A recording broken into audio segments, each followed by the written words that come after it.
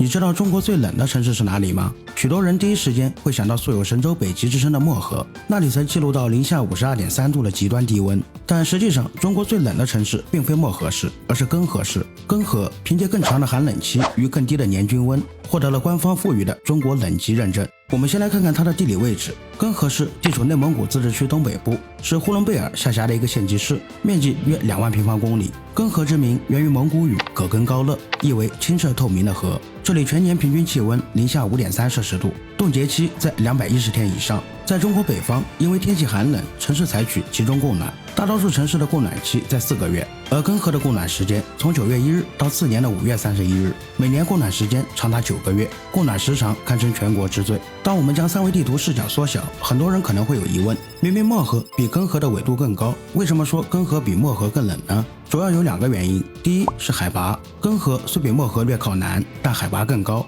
根河市平均海拔700米，漠河市平均海拔400米。根据气温随海拔变化规律，每上升100米，气温约下降0.6度，这使得根河气温更低。第二是地形的原因，根河地处大兴安岭北段西坡，从三维地图上可以看到，整座城市被大兴安岭原始森林所环绕，地形较为封闭。冬季来自西伯利亚的冷空气容易在山谷中积聚，难以扩散，导致气温进一步降低。漠河的无霜期约为90天，冬季持续约7个月，而根河的无霜期更短，仅有70天左右，冬季则长达9个月。正是这种更为持久的严寒，使根河获得了中国冷极的官方认证。在极端低温方面，漠河保持着中国气象站的官方最低温记录零下52.3度，而根河虽在2009年曾测得零下58度的低温，但这些数据来自民间测量，尚未得到官方认证。放眼全球，我们会发现一个有趣的现象：根河虽然距离北极圈还有2000多公里，但其冬季的平均温度却与北极圈内一些城市不相上下。再将目光放到与其同纬度的伦敦，